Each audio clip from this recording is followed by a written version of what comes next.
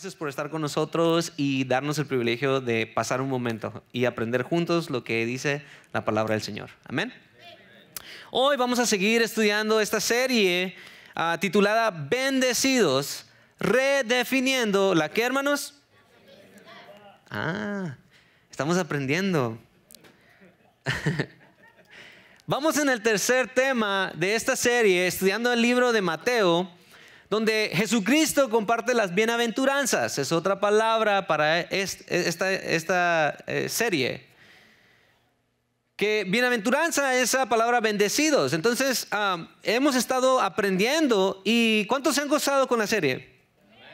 Yo me he gozado mucho, hermanos, porque les soy honesto. A veces, yo no sé si usted siente así. A veces como que llega uno a un lugar donde se siente como muy tranquilo y de repente dice, ok, como que no he sentido que estoy creciendo en el Señor. Y últimamente, estudiando estos temas, hermanos, les soy honesto, me ha retado a mí. Me ha retado como seguidor de Cristo. Porque hemos aprendido que esta enseñanza de Jesús, acuérdense que habían 3 clases de personas cuando la estaba dando. Sus seguidores, que eran los que él enseñaba. Los curiosos, que eran los que se iban a acercar.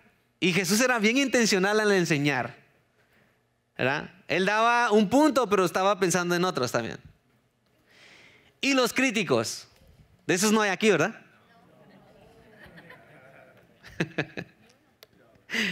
No hay aquí. Ahorita no me ha dicho nada nadie, ¿ok?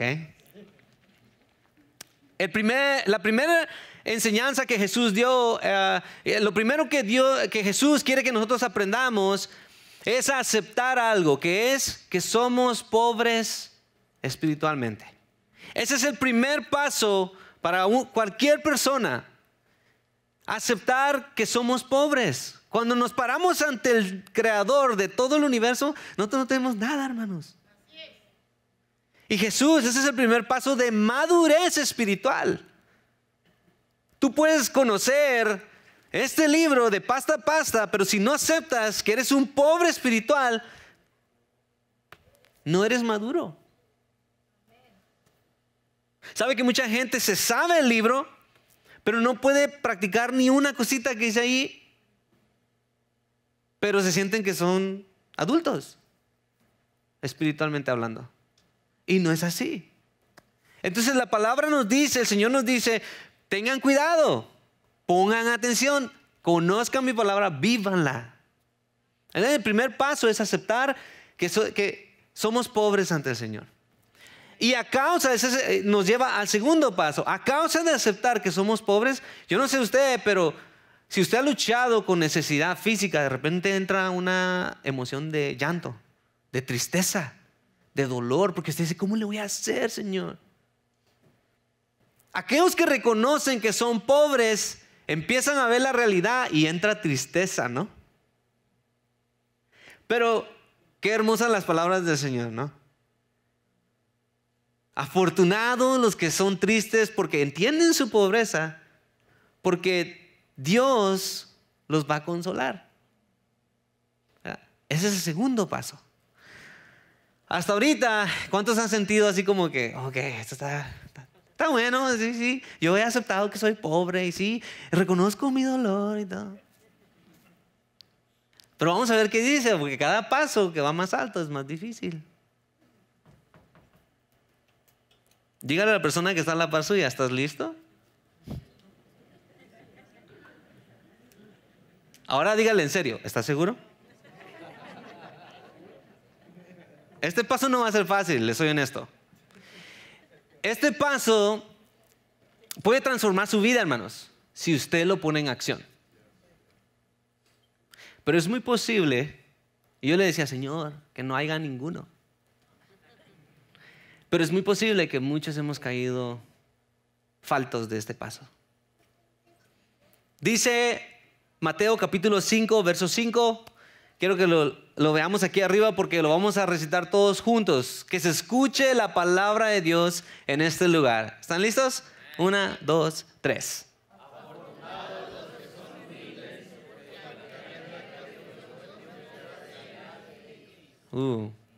Afortunados los que son humildes, porque la tierra que Dios prometió será de ellos. ¿A cuántos les gusta recibir una herencia, un regalo? Todos, ay, estoy orando. Que me dejen una buena herencia, ¿no? Y es lo que dice, afortunados los que son humildes, porque la tierra que Dios prometió será de ellos. Este verso un hombre llamado David lo dijo de esta manera. Salmos 37:11. Los humildes recibirán la tierra y los pobres disfrutarán de abundante prosperidad.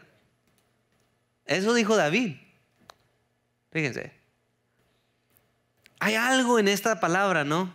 Hay algo en esta enseñanza. Yo, antes de entrar y desmenuzar esto, quiero darle un poquito del contexto de lo que estaba pasando.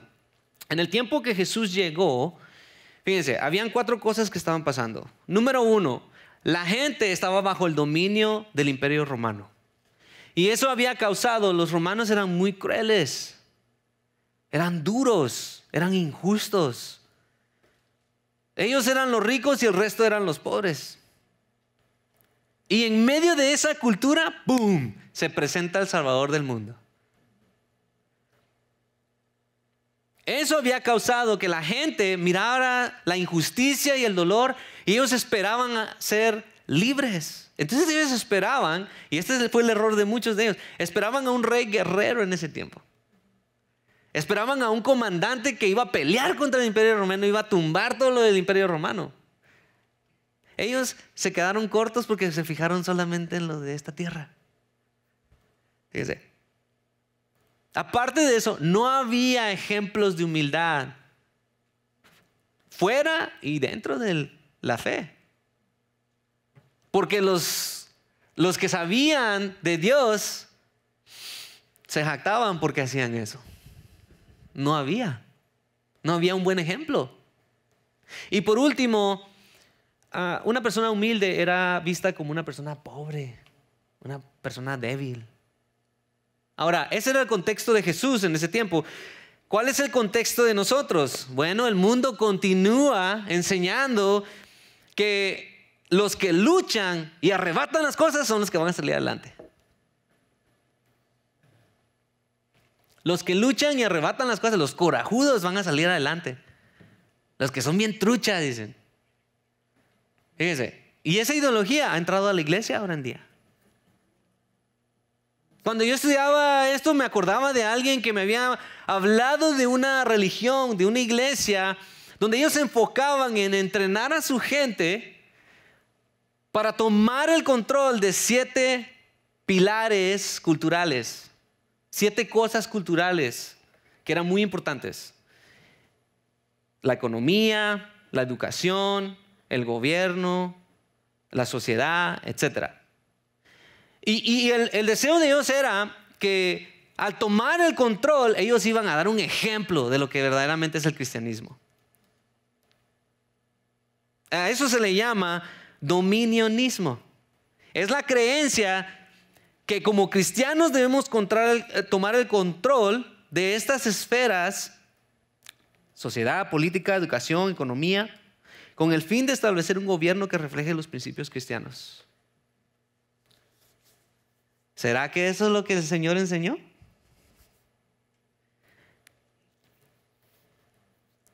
Al igual que en ese tiempo a veces, yo no sé si usted ha escuchado, tienes que arrebatar lo que es tuyo porque eres hijo de Dios.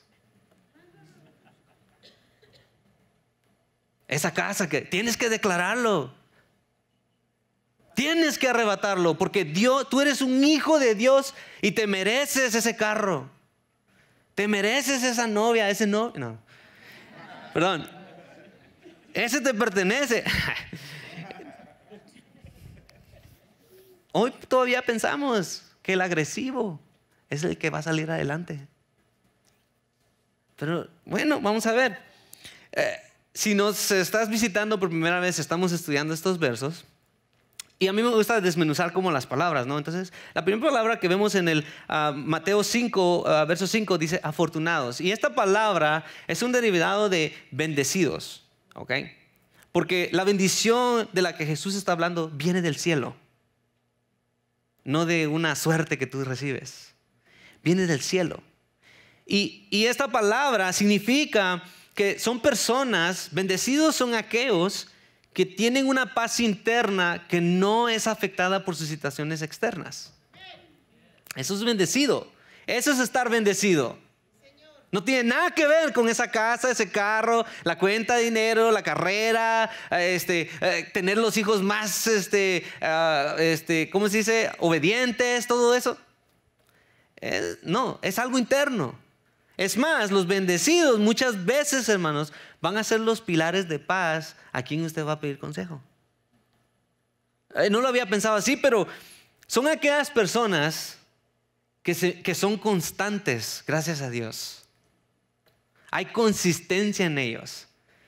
No son aquellos que salió el cheque bueno y, ¡ay, gloria a Dios! Mire, hermano, aquí estoy para servir. ¿Qué me necesita? Y no hay trabajo. Ay, hermano, es que fíjese que pues, falta y tengo que. Y un ratito estamos así. Ese no está bendecido adentro. Porque las situaciones externas controlan su emoción. ¿Usted conoce a personas bipolares? Ok, no entra ahí. Pero las personas bendecidas son parejas. Ellos saben que si hay mucho, gloria a Dios. Y Dios sabe qué quiere que yo haga con esto. Y si no hay nada, gloria a Dios y el Señor sabe qué está haciendo conmigo. Ese es uno que verdaderamente está bendecido, hermanos. Entonces dice, bendecidos. Ahora ya sabemos que es bendecidos. Afortunados serán esos que tienen paz interna, son los humildes. Y aquí hay una palabra bien curiosa, la humildad. Yo no sé si la versión que leo tiene esta palabra porque es la más cercana a nuestro lenguaje. Pero la palabra que ellos querían utilizar ayer hablaba más de mansedumbre. Si usted está tomando notas, subraya esa palabra. Si dice afortunados, si dice humildes, subraya esa palabra y póngale arriba los que son mansos, no mensos, mansos. Pedí permiso, dije, ¿muy ofensivo? No, dice, está bien.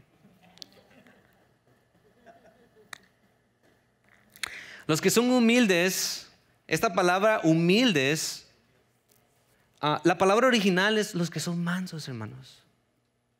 Ahora, hay una diferencia y muchas similitudes en esas dos palabras, ¿ok? No son lo mismo. Pero al mismo tiempo, usted no puede decir que usted es una persona que tiene mansedumbre, pero no es humilde. Y tampoco puede decir que es humilde, pero no demuestra mansedumbre. Porque la humildad tiene que ver con algo interno. Mire lo que significa la humildad. Lo busqué conforme al diccionario de la Real Academia Española y dice, es tener una visión adecuada de uno mismo y como consecuencia no sentirse superior a los demás.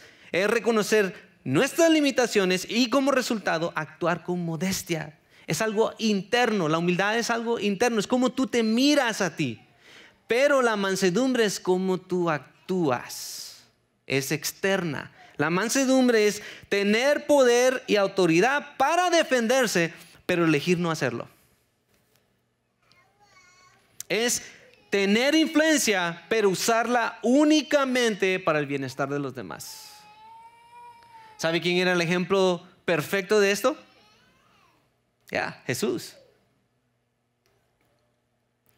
Hermanos, ¿por qué es esta palabra tan importante? Mire, el que tiene mansedumbre acepta cualquier trato, hermanos, como trato de Dios. Entonces él no discute ni se resiste de lo que está pasando alrededor, porque sabe que Dios está en control. Ese es el manso. Ese es aquel que no va a pelear con la situación. Dice, bueno, Señor, pues tú sabes. En el Antiguo Testamento, hermanos, los mansos eran aquellos que tenían total confianza en Dios porque Dios estaba en control. Y hay muchos personajes así en la Biblia, ¿verdad? Hay unos que corrían y después de repente como que se daban cuenta y decían, Señor. Ellos no dependían de su fuerza propia para defenderse, sino que esperaban que Dios hiciera lo que iba a hacer. Fíjese, la mansedumbre nos hace reconocer que Dios también permite ciertas heridas. La mansedumbre nos hace reconocer que Dios usa heridas a veces para purificar nuestro corazón. La mansedumbre nos hace reconocer que Dios nos va a librar cuando Él ha escogido librarnos. ¿Verdad? Y hay una historia que habla de esto. Jesús sabía, acuérdense, Jesús cuando estaba compartiendo el sermón del monte, pues Él iba a enseñarle a sus discípulos, pero por causa de la gente, Él lo decía de cierta manera. Pero después, a veces había momentos donde los discípulos se quedaban como en las nubes, ¿no? Y Jesús les dice, ok, les tengo que explicar un poquito más a fondo. Y Jesús hace esto, fíjese. En Lucas capítulo 18, verso 1, mire lo que dice. Entonces, Jesús les contó una historia para enseñarles que siempre deben de orar y nunca perder la ¿qué? La mansedumbre tiene que ver con la esperanza, hermanos. Dice, les dijo, en un pueblo había un juez que no tenía temor de Dios y tampoco le importaba lo que pensaran los demás. ¿Conoce a alguien así usted? Dice, yo no, a mí, si hay un Dios o no, pues no me importa. Y tampoco me importa lo que diga la gente. Y yo soy quien soy, yo así soy, dice. Había un rey así, dice. En ese pueblo también había una viuda. Ahora, Jesús usó el ejemplo de una mujer desamparada. Las viudas son conocidas porque no tienen protección. Sí, pareja, pero protección. Nadie protege a una viuda. Fíjense, les está diciendo, miren, hay una persona que no tiene absolutamente nada de protección. Aparte, está cerca de un hombre que no tiene temor de Dios, que es injusto, que él va a hacer lo que él va a hacer. Dice, y ella le insistía al juez y le decía, hay un hombre que me está haciendo daño, pido justicia, dice. Por un tiempo el juez no quiso ayudarla, pero después se dijo a sí mismo, aunque no temo a Dios y tampoco me importa lo que piensen los demás, ayudaré a esta viuda. Si no lo hago, me seguirá molestando y me hará la vida insoportable. Entonces el Señor les dijo, fíjense en lo que dijo el juez injusto. ¿Acaso Dios no hará justicia a sus elegidos que claman a Él de día y de noche?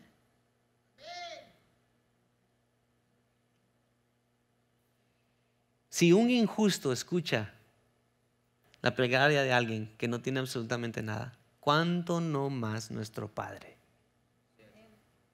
¿Cuánto no más ese Dios que decimos que le creemos y confiamos en Él? Le cantamos, tú eres mi roca.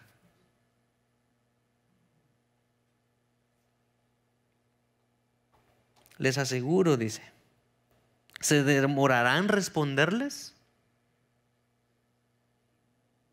Les aseguro que Dios hará justicia rápidamente para defenderlos. Pero cuando el Hijo del Hombre venga a la tierra, ¿encontrará gente que crea en Él? O sea, que no han perdido la esperanza en Él. Ahí está la pregunta para nosotros. ¿Dónde está nuestra esperanza? ¿En quién confiamos? ¿A quién le creemos más? ¿Quién es el que nos protege? ¿Quién es el que nos guía? ¿Quién es el que está utilizando todo conforme a su palabra? Dice Romanos 8:28, mi pasaje favorito. Todo, para los que aman a Dios, todas las cosas. Diga, todas las cosas. Lo bueno y lo malo. Lo malo como que bajó un poquito el volumen, ¿no? Hay unos que dicen, no.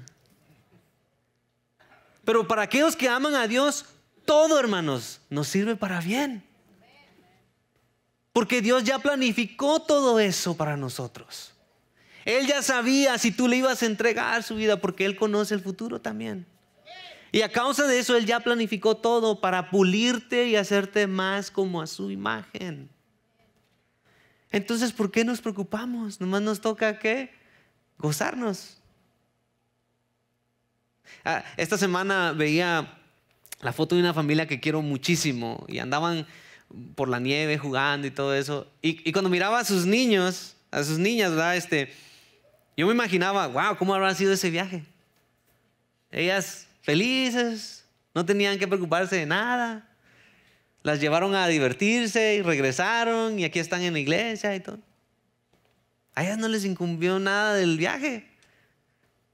El papá y la mamá eran los que iban ahí, ¿verdad? Manejando. Pero nosotros a veces sabemos que Dios está al volante y decimos, Señor, es que yo quiero manejar. Yo sé cómo. Hermanas, las personas mansas no se ocupan de sí mismos, no se preocupan de sí mismos, porque ellos confían en el Padre. Ahora, no le estoy diciendo que usted tiene que ir y no defenderse y ser un tapete para otras personas, tampoco. Dios sabe cómo sacarnos de esas situaciones. Pero cuando estamos así, una persona en un conflicto, una persona mansa dice, bueno, Señor, tú sabes lo que estás haciendo. Simplemente ayúdame a hacer como tú quieres que sea. Fíjese lo que dice Gálatas 5:23, y esto es algo bien importante. Gálatas 5:23 dice, el Espíritu produce amor, alegría, paz, paciencia, amabilidad, bondad, fidelidad, humildad y dominio propio. ¿Quién da eso? ¿Quién da ese fruto? El Espíritu.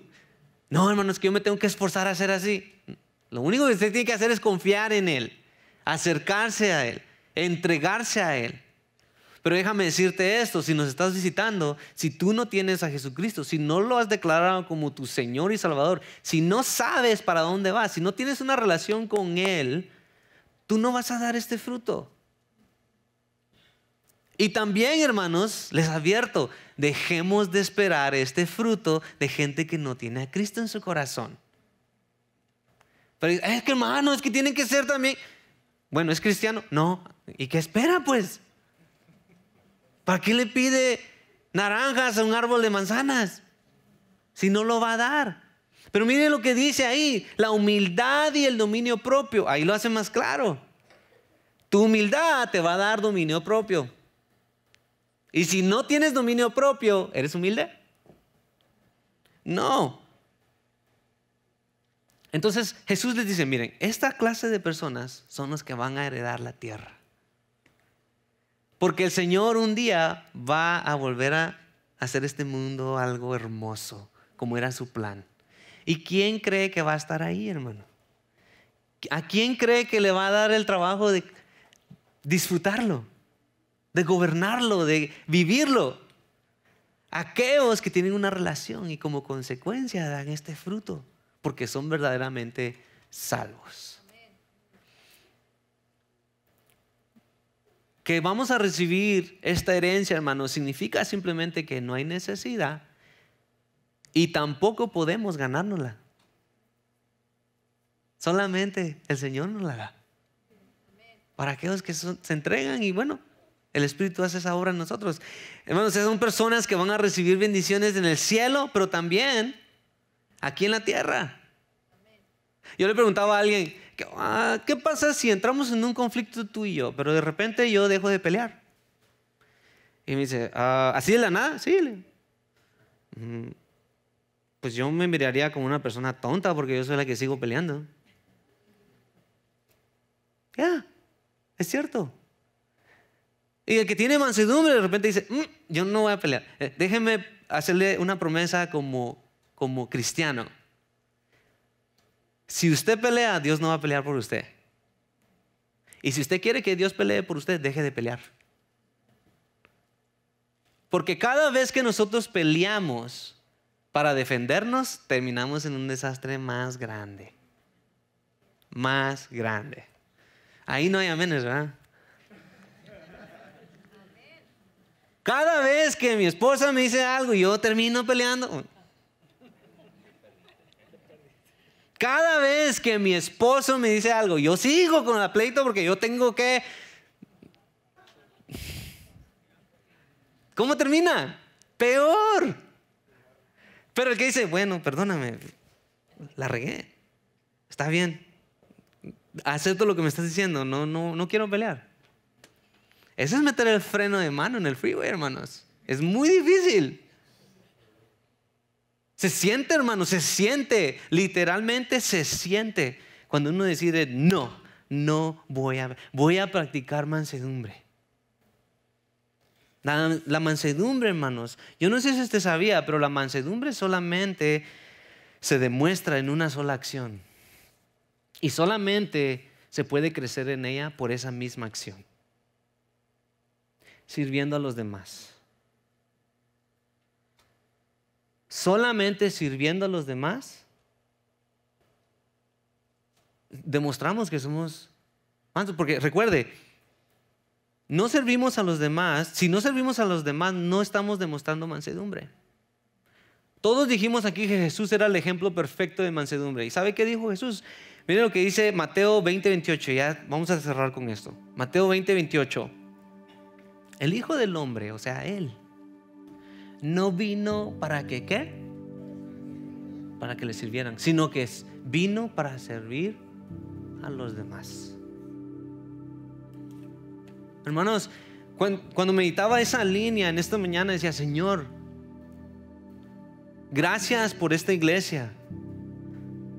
Porque en esta iglesia, hermanos, hemos tratado de formar una cultura de servidumbre unos a otros.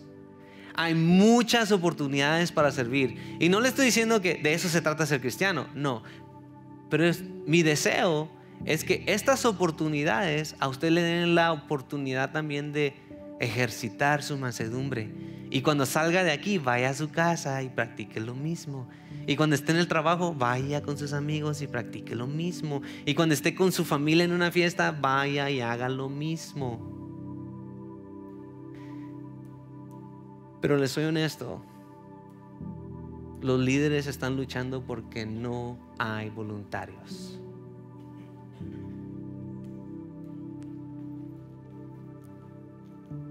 El manso, hermanos, es aquel que cuando desea pelear se queda callado y deja que Dios controle la situación. Es aquel que hace lo mismo que Jesús hizo. Cuando lo agredieron y lo menospreciaron, ¿qué decía él? Perdónalos porque no saben lo que hacen. Yo quiero dejarle esta reflexión, hermanos. Imagínense, ya hemos llegado al final. Imagínense que le prometieran $100 millones con un solo requisito: que usted no va a poder pelear para defenderse. ¿Lo haría?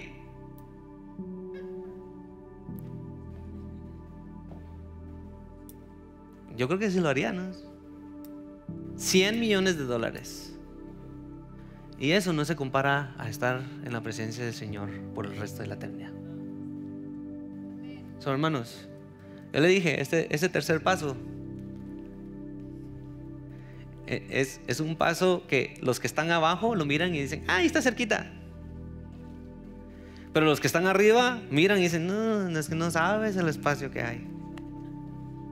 Porque pegar el freno cuando yo siento pelear no es fácil.